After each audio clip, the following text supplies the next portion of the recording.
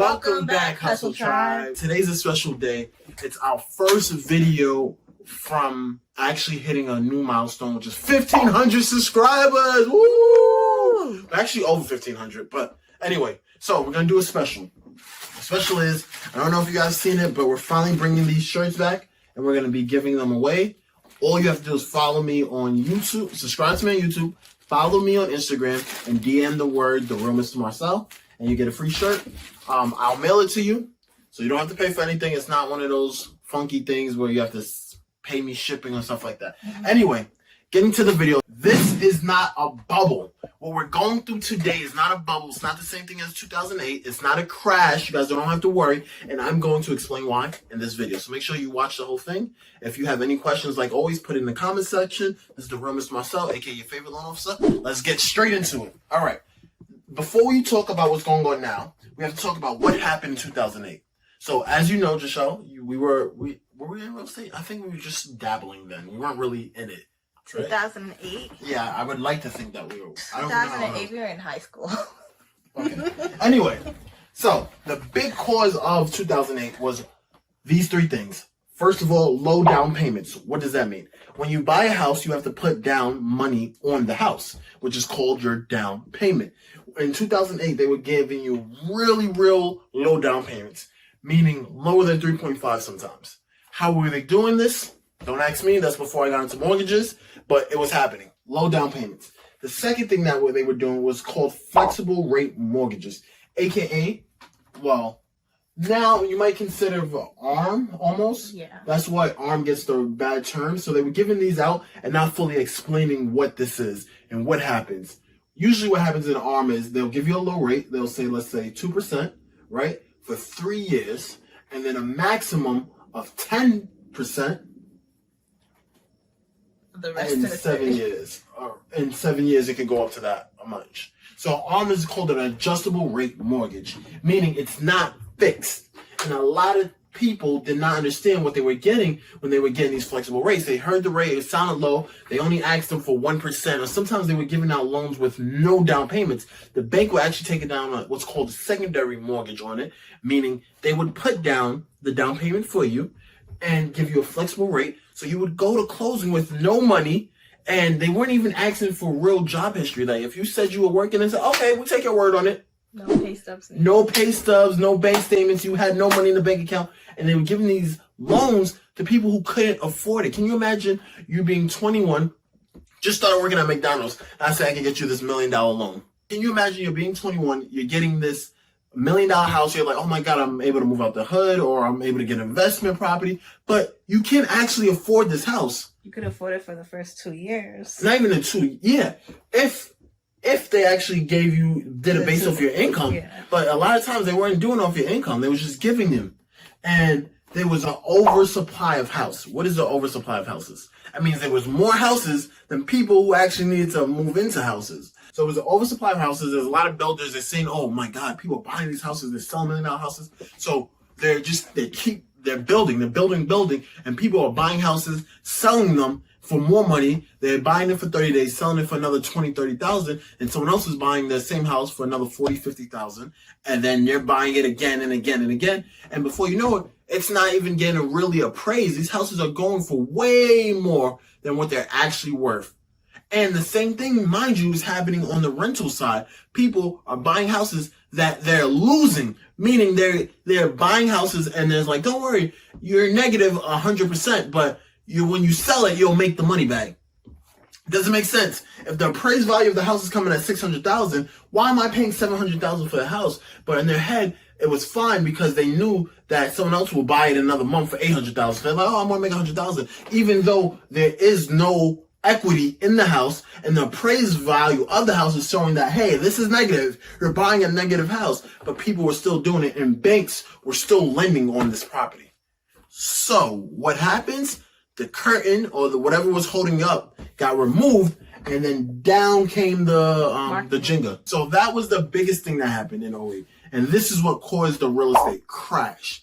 So the reason why I say this is not a bubble now is because in 2021, it's a lot different. For example, my loan officers out there, if you're now getting into loan officing, if you're now becoming an MLO, you know how hard it is already because of the new regulations. There's so many regulations that they made sure that we wouldn't be giving loans to anyone now. There are compliance issues. They're billing you like crazy. They want you to have a security bond. They're making sure that you're the people that you're giving these information to, giving this loans to, they know what they're buying. They know that they have all the documentation. They know that they're secure and they can actually afford this property. And somebody who is competent, trustworthy, and dependable is actually selling it. Exactly. They want both parties to be competent. So it's not as easy to get your MLO license as it was in 08. It's not as easy to get a house either. But if you're with the right team, like if you call me, we make it easy. We make it smooth. Well, once you qualify. Exactly. Once you can afford it.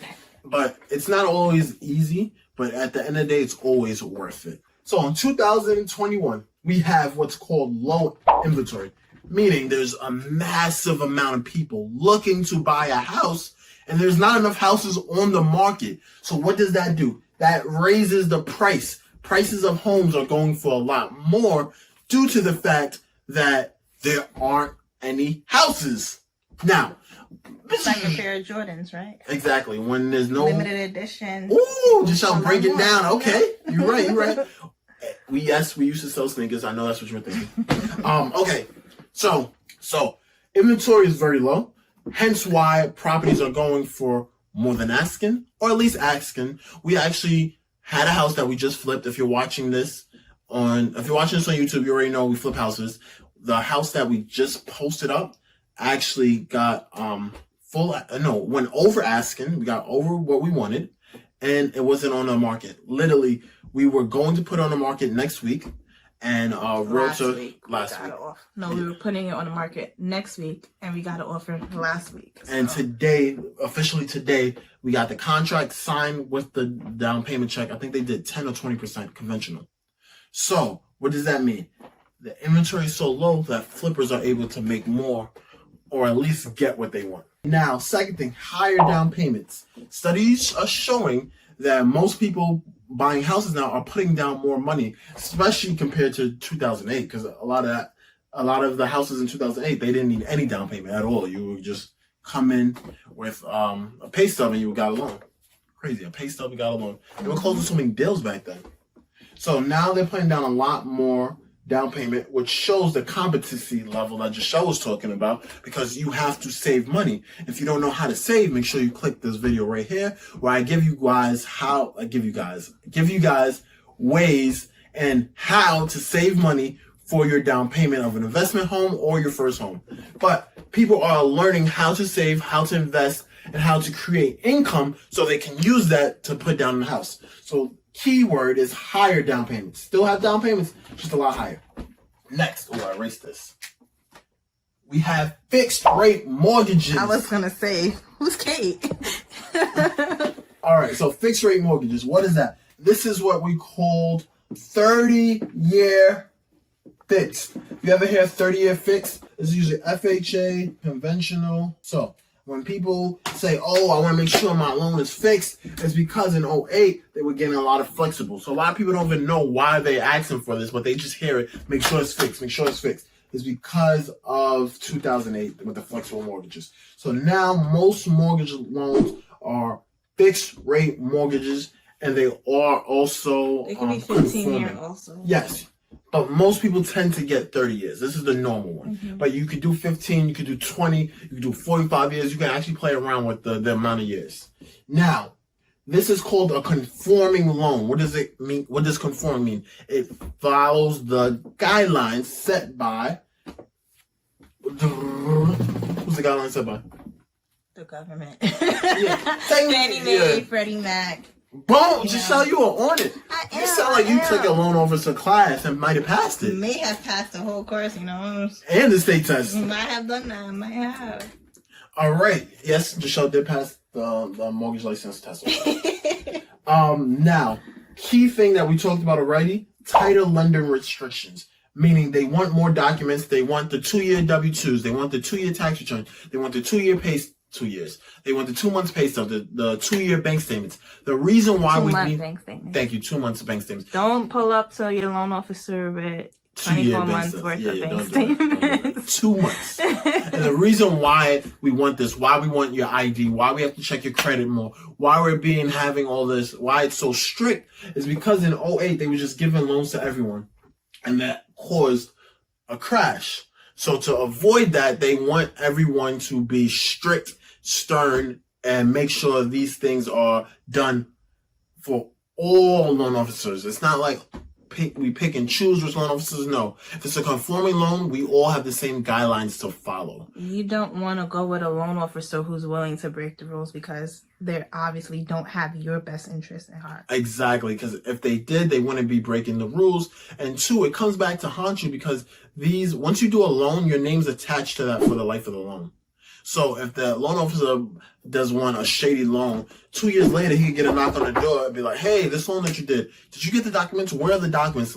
They can ask for proof of it. The government can do what they want. Mm-hmm. They can ask for proof to provide. As a loan officer, you're supposed to have your files. Exactly. So you have to have your files secured, and they can ask for it. I forget the amount of time they have, but they do have an amount of time that they can ask for the files and let me see the documentations and stuff like that. And a lot of banks do reviews. Like I've closed a loan like a year ago, and the bank said, hey, Malcolm, this document, we're actually missing it. Can you get the borrower to sign this or find this? And I'm like, wait, it was a whole year ago. Why are you now asking me for it? But you have to do what you got to do to get it done.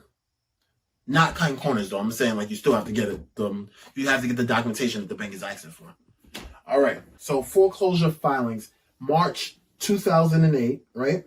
In the year 2008, it was 234,685. I had a very slow moment. Do not judge me, guys. I can read numbers, all right? There was this many filings of foreclosure. Now, March 2021, there's only 11,880. Why is there so many less foreclosures, you're probably thinking? There's 2 main reasons. There's tighter restrictions on lenders. So for lenders to lend money, as I just finished telling you, there's a lot more restrictions. So they're finding mortgage brokers are finding more qualified people to buy houses. If they're not qualified, we're showing them how to get qualified to make sure they can actually afford this house so they keep it and we don't have another foreclosure on our hand. 1. 2, the government also made the restrictions harder to foreclose on houses.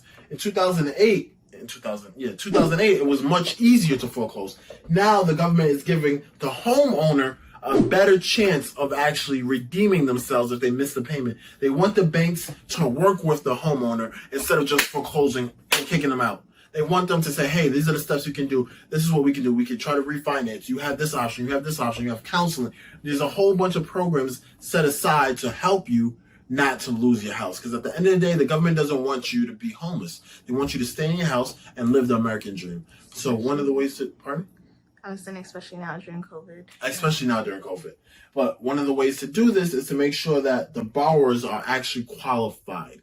So going back to the beginning, this is not a bubble, guys. It's not a bubble. You do not have to worry. Your real estate is safe and real estate is going to go up. Now, if you watch this all the way to the end, please do me a favor. Just DM me. Let me know that you want the shirt. Subscribe to me on YouTube. Follow me on Instagram and DM me, The Real Mr. Marcelle. And the shirt's yours. It's always close to my heart. Hustle Tribe, I appreciate you guys. If you need anything, any kind of support, any videos I can do to help you guys create more success, create more economical success for your future, for your family, please let me know.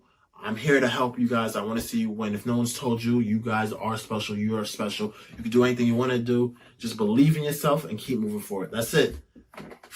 Thank you for watching this video. If you enjoyed it, like, comment, subscribe. If you're interested in learning more about real estate or mortgages, check out the other videos on my channel.